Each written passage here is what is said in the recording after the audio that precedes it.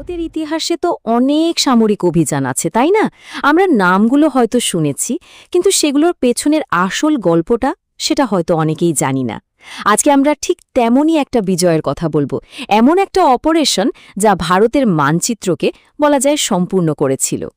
আচ্ছা, অপারেশন বিজয় এই নামটা শুনলে ঠিক কোন যুদ্ধের কথা সবার আগে মাথায় আসে বলুন তো? হ্যাঁ, ঠিকই ধরেছেন, বেশিরভাগেরই মনে আসবে কার্গিলের কথা। কিন্তু মজার ব্যাপার হলো একই নামে দুটো আলাদা অপারেশন আছে। একটা তো 99-এর কার্গিল যুদ্ধ, যেটা আমাদের সবার মনে গেঁথে আছে। কিন্তু আজকে আমরা কথা বলবো তারও অনেক আগের, মানে 1961 সালের আরেকটা অপারেশন বিজয় নিয়ে। এই সেই অভিযান যা ভারত থেকে ঔপনিবেশিক শাসনের শেষ চিহ্নটুকু মুছে দিয়েছিল। চলুন তাহলে সেই ইতিহাসের গভীরে ঢোকা যাক। তো এই সামরিক অভিযানের প্রেক্ষাপটটা বুঝতে হলে আমাদের কিন্তু অনেকটা পেছনে ফিরে যেতে হবে, মানে প্রায় 450 বছর পেছনে, যখন ভারতে পর্তুগিজ শাসনের শুরু হয়েছিল। এই যে পর্তুগিজ ভারত কথাটা, এটা দিয়ে আসলে গোয়া, দমন আর দিউকে বোঝানো হতো। আর সবচেয়ে অবাক করা ব্যাপার কি জানেন, 1947-এ যখন ব্রিটিশ আর ফরাসিরা ভারত ছেড়ে চলে গেল, তখনও পর্তুগাল তাদের এই উপনিবেশগুলো ছাড়তে একদম রাজি ছিল না। এই টাইমলাইনটা একবার দেখুন, তাহলেই বুঝতে পারবেন ব্যাপারটা কতটা দীর্ঘ ছিল। শুরুটা হয়েছিল সেই 1510 সালে, যখন পর্তুগিজরা গোয়া দখল করে, আর শেষ হলো 1961-তে।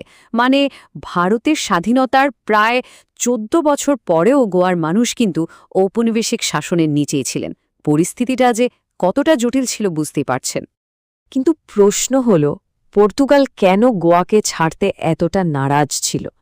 এর কারণটা কিন্তু শুধু টাকা পয়সা বা সামরিক দিক থেকে গুরুত্বপূর্ণ ছিল তা নয়। গোয়া ছিল তাদের বিশাল ঔপনিবেশিক সাম্রাজ্যের একটা প্রতীক, একটা সম্মানের জায়গা, আর এই মর্যাদাটা তারা কিছুতেই হারাতে রাজি ছিল না।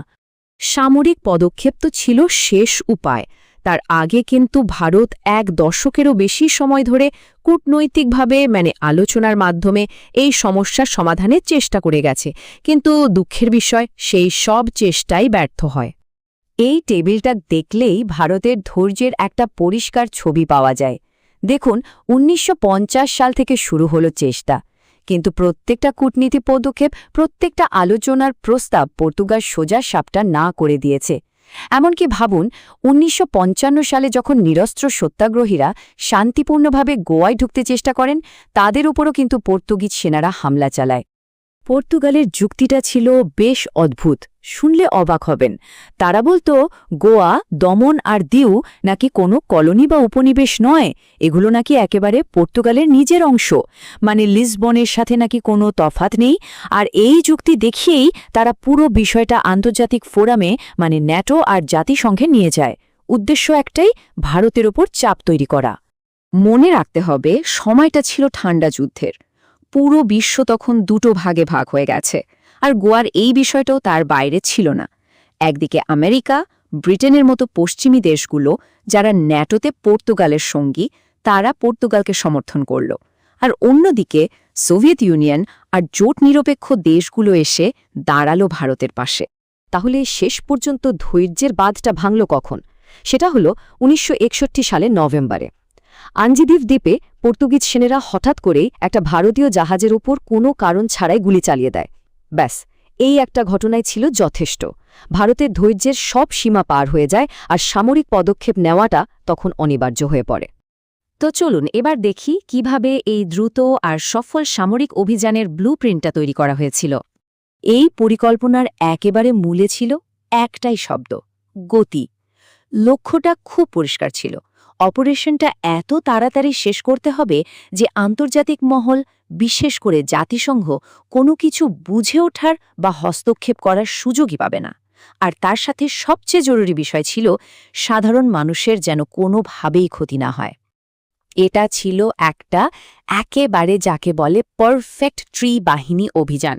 দেখুন, আর্মি বা স্থলসেনা অ্যাটাক করল উত্তর আর পূর্ব দিক থেকে, নেভি বা নৌবাহিনী পুরো সমুদ্রপথ ঘিরে ফেলল যাতে বাইরে থেকে কোনো সাহায্য আসতে না পারে, আর এয়ারফোর্স বা বিমান বাহিনী আকাশ থেকে জরুরি টার্গেটগুলোতে হামলা চালালো। এই তিনটে বাহিনীর নিখুঁত বোঝাপড়াই ছিল সাফল্যের আসল কারণ। আর এই অভিযানের একটা মানবিক দিকও ছিল, যা এই একটা কথাতেই পরিষ্কার হয়ে যায়। সেনাপ্রধানের নির্দেশ ছিল খুবই স্পষ্ট, এটা কোনো দেশ দখলের লড়াই নয়, এটা মুক্তির লড়াই। গোয়ার সাধারণ মানুষ আমাদের শত্রু নয়, তারা আমাদেরই লোক, আমাদের ভাই বোন, যাদেরকে বিদেশি শাসন থেকে মুক্ত করতে হবে। প্ল্যান তো রেডি, এবার আসল কাজ। চলুন দেখি কিভাবে এই নিখুঁত প্ল্যানটাকে মাঠে নামানো হলো, আর মাত্র 40 ঘন্টার মধ্যে একটা ঐতিহাসিক জয় চলে এলো। পুরো অপারেশনটা ছিল একদম বিদ্যুতের মতো ফাস্ট। 18ই ডিসেম্বর সকালে ইন্ডিয়ান আর্মি ঢুকল, আর 19 তারিখের মধ্যেই পর্তুগিজ গভর্নর জেনারেল স্যারেন্ডার করতে বাধ্য হলেন।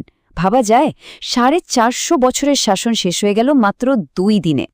হ্যাঁ, ঠিকই শুনছেন, মাত্র 40 ঘন্টা। এই অবিশ্বাস্য স্পিড আর এফিসিয়েন্সি, এটাই ছিল অপারেশন বিজয়ের সবচেয়ে বড় খাসিয়াত, আর এটাই পুরো বিশ্বকে একদম অবাক করে দিয়েছিল। তো এই বিরাট জয়ের পর ভারত আর আন্তর্জাতিক মহলে এর প্রভাবটা ঠিক কেমন ছিল, চলুন এবার সেটাই দেখে নেওয়া যাক। এই আত্মসমর্পণের পরেই গোয়া, দমন আর দিউ পাকাপাকিভাবে ভারতের অংশ হয়ে যায়, আর এর সাথেই ভারতের মাটি থেকে ইউরোপীয় কলোনিয়াল শাসনের শেষ চিহ্নটাও মুছে গেল। বলা যেতে পারে ভারতের স্বাধীনতা সেদিনই পূর্ণতা পেয়েছিল। সারা বিশ্বে রিয়াকশনটা ছিল যাকে বলে মিক্সড। পর্তুগাল তো রেগে গিয়ে সম্পর্কই ছিন্ন করে দিল, পশ্চিমের দেশগুলো সমালোচনা করল, কিন্তু ভারতে যারা বন্ধু দেশ ছিল তারা পুরোপুরি সাপোর্ট করল। তবে সবচেয়ে বড় ব্যাপার হল সোভিয়েত ইউনিয়ন জাতিসংঘে ভিটো দিয়েছিল, আর তার ফলেই ভারতের বিরুদ্ধে কোনো অ্যাকশন নেওয়া যায়নি। মানে একরকমভাবে পুরো বিশ্ব ব্যাপারটাকে মেনেই নিল। তাহলে এই পুরো ঘটনা থেকে আমরা কি শিখতে পারি? যখন বছরের পর বছর ধরে আলোচনার সব রাস্তা বন্ধ হয়ে যায় আর দেশের সার্বভৌমত্বের প্রশ্নটা বড় হয়ে ওঠে, তখন একটা দেশের ঠিক কতটা এগোনো উচিত? অপারেশন বিজয়ের ইতিহাস কিন্তু এই বড় প্রশ্নটা আজও আমাদের সামনে রেখে যায়।